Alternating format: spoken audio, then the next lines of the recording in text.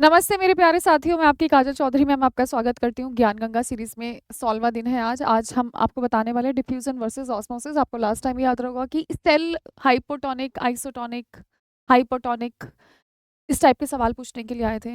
Diffusion पूछने के लिए आ जाता है, ऑस्मोसिस पूछ लेता है। तो आज सारे के सारे डाउट्स क्लियर हो जाएंगे महज 10 मिनट के अंदर। वैसे तो ये काफ़ी डिफिकल्ट टॉपिक है, लेकिन मैं उम्मीद करती हूँ डिफिकल्ट अब नहीं लगेगा आपको आज के बाद, क्योंकि आज के बाद सब कुछ आपको आसान लगने वाला है। तो दोस्त, सबसे पहले हम बढ़ते हैं हमारे डिफ्यूजन की तरफ, विसरण की तरफ। तो देखिए, आप यहाँ पर समझिएगा कि गैस, द्रव्य और विलय यानी सॉल्यूट्स आदि पदार्थों के स्वतंत्र गुणों का अधिक सांद्रता से कम सांद्रता वाले क्षेत्र की तरफ बढ़ना। यानी हाइयर कंसंट्रेशन से हम लोअर कंसंट्रेशन की तरफ जब कभी भी मूव करते हैं तो उस चीज को हम लोगों ने डिफ्यूजन बताया है। क्या बताया बच्चों? विसरण बताया, डिफ्यूजन बताया है। जब कभी भी आप हाई टू लो की तरफ बढ़ना स्टार्ट कर देते हैं, तो जैसे ही आप हाई से कम की तरफ चलेंगे तो क्या हो जाएगा? आप लोगों का डिफ्यूजन हो जाएगा। तो आपको इन चीजों के बारे में पता होना चाहिए कि डिफ्यूजन सबसे ज्यादा आप लोगों का किस में होता है, विसरण आप लोगों का सबसे ज्यादा गैसों में होता है। क्योंकि पार्टिकल्स खुले खुले होते हैं। जैसे पड़ोसी के घर पनीर की सब्जी बन रही होती है तो आपको पहले से ही पता लग जाता है, स्मेल आ जाती है। कोई बहुत अच्छा परफ्यूम लगाकर जा रहा है, आपको पता लग जाता है। घर में अगरबत्ती मंदिर में जलती है, लेकिन खुशबू सारे में फैल जाती है। किस वजह से हो रहा है? पार्टिकल्स ज्यादा से कम की तरफ भाग रहे हैं, विसरण हो रहा है, डिफ्यूजन हो रहा है। चलिए दोस्तों, अब मैं आपको बताती चलती हूँ। इसमें खास तौर पर हम यहाँ पर प्लांट्स को टारगेट कर रहे हैं, क्योंकि प्लांट्स में विसरण बहुत ज्यादा देखने के लिए मिलता है। तो देखिए, पत्तियों और रंध्रों, रंध्रों का मतलब होता है आप लोगों का स्टोमेटा, जिसके थ्रू आप लोगों का एक्स्ट्रा अमाउंट का पानी भी बाहर आता है और गैसेस एक्सचेंज भी होती रहती है। किसके द्वारा? आप लोगों के रंध्र यानी स्टोमेटा द्वारा। ऑक्सीजन व कार्बन डाइऑक्साइड गैसों का जो एक्सचेंज होता है वो विसरण के द्वारा होता है। यानी अगर कोई आपसे पूछे कि एक्सचेंज ऑफ गैसेस कैसे होने लग रहा है भैया, तो इसी की वजह से होने लग रहा है। नेक्स्ट आप लोगों का स्टोमेटल ट्रांसपिरेशन। ट्रांसपिरेशन का मतलब होता है कि एक्स्ट्रा अमाउंट का जो पानी होता है वो पौधों की, पत्तों की, समझ रहे हो ना, रंध्रों से बाहर आने को ट्रांसपिरेशन कहते हैं। ओस पे चलते हो तो ओस क्या होता है? एक्स्ट्रा पानी होता है पौधों का। ये चीज ध्यान रखिएगा। खनिज लवणों यानी खनिज आप लोगों के जितने पदार्थ होते हैं उनसे भी आप लोगों का डिफ्यूजन आपने देखने के लिए मिला है। और जड़ द्वारा जल का अवशोषण भी विसरण द्वारा होता है। पौधा बेचारा इतना छोटा सा होता है, इतना बड़ा हो जाता है, किस मदद से? जड़ पानी और पोषण ले लेगी भैया। ठीक है, प्रोसेस कौन सी रहेगी? डिफ्यूजन रहेगा, विसरण रहेगा। चलो बच्चों, बढ़ते हैं थोड़ा सा और आगे की तरफ। नेक्स्ट, बहुत ज्यादा कंफ्यूजन होता है बच्चों के कि मैम ऑस्मोसिस और डिफ्यूजन में क्या डिफरेंस है। सबसे बड़ा अंतर तो यही है कि यहाँ पर आप लोगों की सेमी परमीबल यानी आप लोगों की अर्ध पारगम्य कुछ ही चीजों की एंट्री अलाउ करेगी। तो आप हमेशा ध्यान रखना, यहाँ पर कम सांद्रता से अधिक सांद्रता, यानी यहाँ पर आप लोगों से कम से अधिक की तरफ जा रही है। और जाने के लिए इसको सेमी परमिबल मेम्ब्रेन की आवश्यकता पड़ेगी। किसकी आवश्यकता पड़ेगी? आप लोगों को सेमी परमिबल मेम्ब्रेन। तो विलयन की ओर पानी अथवा विलायक के अणुओं की गति करने को हम ऑस्मोसिस यानी आप लोगों का परासरण कहते हैं। तो यहाँ पर सेमी परमिबल मेम्ब्रेन है, उधर सेमी परमिबल मेम्ब्रेन बिल्कुल भी नहीं थी। वहां ज्यादा से कम था, उसका बिल्कुल अपोजिट कम से ज्यादा यहाँ पर है। ऑस्मोसिस की बात कर लेते हैं कि जैविक दृष्टिकोण से हमारे 3 प्रकार के सॉल्यूशन होते हैं। सबसे पहले हम आपसे हाइपरटोनिक की बात करते हैं। ये ऐसे विलयन होते हैं जिनमें सांद्रता अधिक होती है तथा इनका परासरण दाब, ऑस्मोटिक प्रेशर कोशिका के विलयन की अपेक्षा काफी अधिक होता है। बहुत हाई प्रेशर यहाँ पर देखने के लिए मिलता है। I am again telling you कि भैया एनडीए में यहाँ से सवाल पूछा गया था, देख लेना, आपसे पूछा गया था। आपको पता है किसी चीज के बारे में कि अगर हम किसी चीज को हाइपरटोनिक सॉल्यूशन में रखते हैं तो बेचारी सिकुड़ जाती है।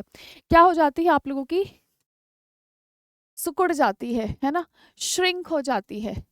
तो आपसे पूछे कि अगर सेल को हम हाइपरटोनिक में रखेंगे तो आप बता देना भैया श्रिंक कर जाएगा, सिकुड़ जाएगा आपका सेल बेचारा।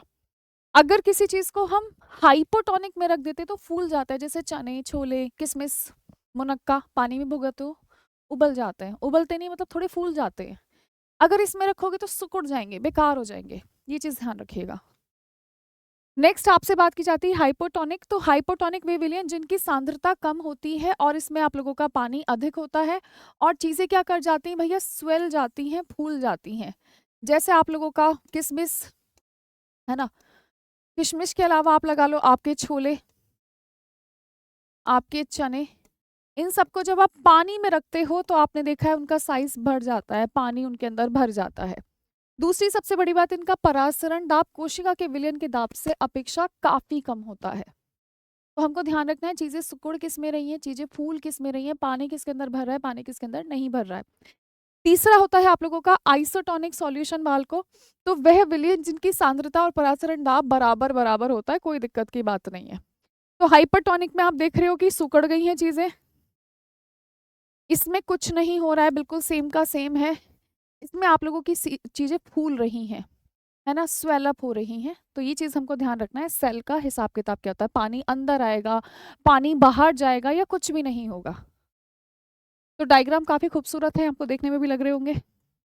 नेक्स्ट, परासरण के प्रकार। भैया 2 प्रकार के परासरण होते हैं आप लोगों के, एक्सो ऑस्मोसिस और एंडो ऑस्मोसिस। दोनों शब्द आपने बढ़िया भली भांति सुने भी होंगे। तो किसी कोशिका को किसी ऐसे विलयन में रख दिया जाए जिसकी सांद्रता कोशिका की सांद्रता से अधिक हो, तो उस कोशिका से बही परासरण द्वारा पानी निकल जाता है, कोशिका सिकुड़ जाती है। इसका मतलब हमने हमारी कोशिका को हाइपरटोनिक सॉल्यूशन में रखा है, तभी तो वो सिकुड़ी है। सिकुड़ना मतलब केवल हाइपरटोनिक। इस प्रोसेस को हम प्लाज्मोलाइसिस के नाम से जानते हैं। इस प्रोसेस को हम किस नाम से जानते हैं, वेरी मच इंपॉर्टेंट, इस प्रोसेस को हम प्लाज्मोलाइसिस के नाम से जानते हैं। 100% प्लाज्मोलाइसिस होता है, ठीक है जी। इसके अलावा हम बताएंगे आपको आज का और भी कमाल की चीज, एंडोऑस्मोसिस। तो जब कभी भी हम कम सांद्रता यानी हम हाइपोटोनिक सॉल्यूशन में रख रहे हैं, और हाइपोटोनिक सॉल्यूशन में चीज़ क्या हो जाती है, आप लोगों की फूल जाती है, इसको हम डीप्लाज्मोलाइसिस भी कहते हैं। जैसे किशमिश को पानी में रखने पर फूल जाती है। तो एग्जामिनर किशमिश तो नहीं पूछेगा आपसे, एग्जामिनर सेल पूछेगा। तो सेल को किसी में भी रखो, फूलेगा, क्या होगा क्या नहीं होगा वो आपको पता है, वो आप बता दोगे फटाफट से। नेक्स्ट हम बताएंगे आपको पौधों में परासरण का महत्व। तो पौधे भूमि से जल का अवशोषण इसकी मदद से करते हैं। इनमें स्फीति अवस्था यानी टर्जिटी आप लोगों की मेंटेन रहती है। पादप कोशिकाओं में जल का एक कोशिका यानी एक सेल से दूसरे सेल में पानी कैसे जाएगा, वो भी किसके ऊपर निर्भर करता है, परासरण के ऊपर निर्भर करता है। और रंध्रों के खुलने की क्रिया में जो गार्ड सेल होते हैं, वो आप लोग हमेशा ध्यान रखना, गार्ड सेल खुलेंगे बंद होंगे, खुलेंगे बंद होंगे, तभी ट्रांसपिरेशन होगा, तभी गैसेस एक्सचेंज होंगी, क्योंकि गार्ड सेल एक पार्ट होता है आप लोगों का किस चीज़ का, स्टोमेटा का। ये चीज़ हम ध्यान रखेंगे। तो मुझे ऐसा लगता है कि आज के बाद डिफ्यूजन और ऑस्मोसिस से रिलेटेड कोई भी क्वेरी आपके दिमाग में नहीं आएगी। आएगी तो आप इसको सॉल्व कर पाएंगे, क्योंकि आपने ये सारी चीज़ें अच्छे से पढ़ रखी हैं। तो दोस्तों, all the very best for the exam. कल सुबह 7 बजे आपकी मैराथन है, खास तौर पर साइंस की। साइंस में भी मैं स्पेशली केमिस्ट्री और बायोलॉजी की मैराथन करवा रही हूँ।